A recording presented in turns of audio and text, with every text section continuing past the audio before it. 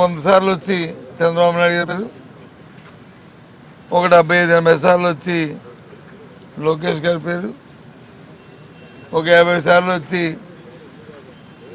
నరేంద్ర మోడీ గారి పేరు, ఒక 20 సార్లు వచ్చి పవన్ కళ్యాణ్ గారి పేరు. ఇదే అసలే ఏ సెక్షన్ కూడా రైతాంగానికి సంబంధించి బడ్జెట్ లాస్ట్ ఇయర్ ఎన్ని సమస్యలు వచ్చాయి, ఎంత ఇబ్బందులు వచ్చాయండి రాష్ట్రంలో.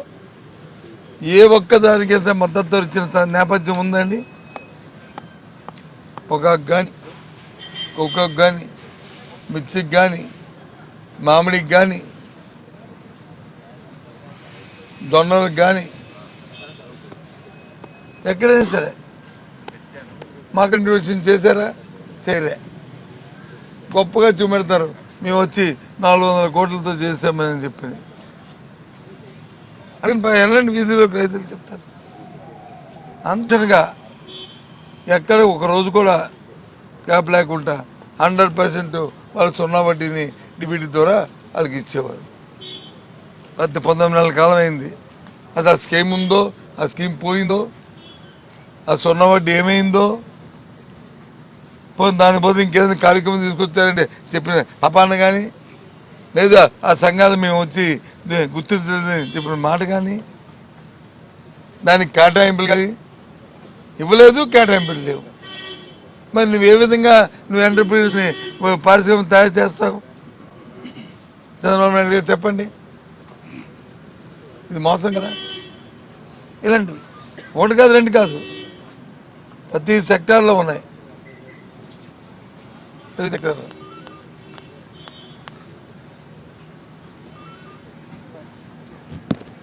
రూరల్ డెవలప్మెంట్ తీసుకుందాం. ఇవన్నీ ఎగ్జాంపుల్స్. ఇంకా డీటెయిల్డ్గా మేము జరుగుతున్న మా సభ్యులందరూ కూడా రోజు మీతో మాట్లాడుతుంటారు. అలాగే శాసనమండలిలో వాళ్ళ తాలూకా మాట్లాడిన వాళ్ళకి అవకాశం వచ్చినప్పుడు వాళ్ళు డీటెయిల్డ్గా ప్రతి వాళ్ళు మాట్లాడతాం.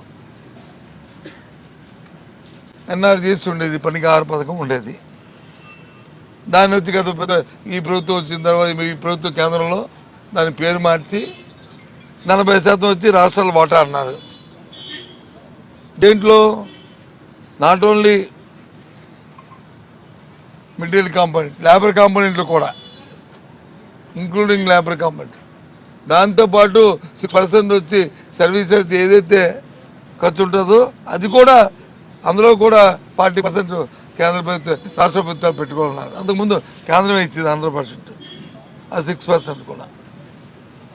అని మొత్తం అంతా చూసుకుంటే పోనీ గత సంవత్సరం, అంతకుముందు సంవత్సరాలు మా ప్రభుత్వం దగ్గర నుంచి చూసుకుంటే యావరేజ్గా సంవత్సరానికి 5,000 కోట్లు పని చేసేవాళ్ళం. ఈ రాష్ట్రం ఖర్చు పెట్టింది మ్యాండేట్స్ కానీ ఇవన్నీ వీటితో అన్నిటితో కలుపుకొని పనికి 6 పథకం తాలూకా బడ్జెట్. అంటే ఇప్పుడు మరి 40% అన్నప్పుడు ఏ రకం చూసుకొని 2,000 కోట్ల రూపాయలు దానికి ఎక్కడ ఉందండి? దాంట్లో 500 కోట్లు వచ్చి దానికి ఎగ్జిక్యూటివ్ బడ్జెట్లో ప్రావిజన్ చూపెట్టారు. మరి వాట్ ఎవర్ బ్యాలెన్స్ అంటే ఆ పథకం ఎత్తుకెళ్ళిపోయినట్టునే. ఈ బడ్జెట్లో ఓవరాల్ మా అభిప్రాయం ఆత్మశుద్ధి పరిణామం తప్ప ఇంకేమీ లేదు.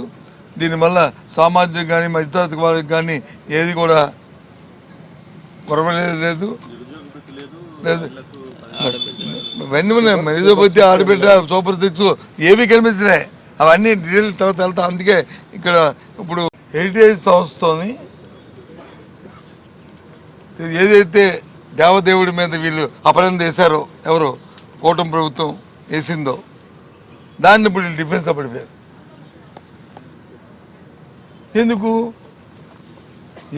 ఏ సంస్థలు అయితే పాలను దాన్ని సప్లై చేసాయో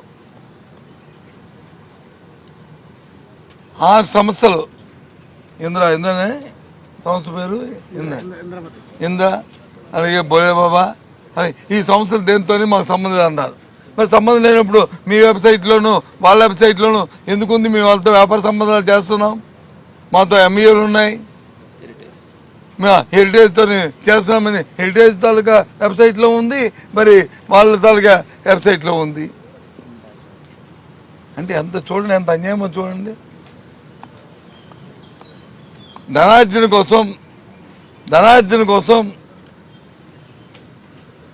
ఎంత ఎవరినైనా సరే వీధిలో తీసుకురావడానికి ఈ కూటమి ప్రభుత్వం తయారుగా ఉందనే దానికి నిరసనం. అప్పటికి 10 సార్లు చెప్పాము, ఎందుకయ్యా దేవుడిని తీసుకొచ్చి వీధిలో పెడతారు, ఆడిపోసుకుంటారు, తప్పు. ఆ దేవదేవుడు అంటే అందరికీ ఎంతో పవిత్రమైన వాళ్ళం పెట్టదంటే వాళ్ళ ధనార్జన కోసం ఆ సంస్థల ద్వారా 300 రూపాయలు నెయ్యి వచ్చి 700 రూపాయలు కొనుక్కోవడం కోసం, వాళ్ళ దోపిడీ కోసం ఈ కార్యక్రమం. ఇది కూడా రేపు చర్చలోకి తీసుకొస్తాం.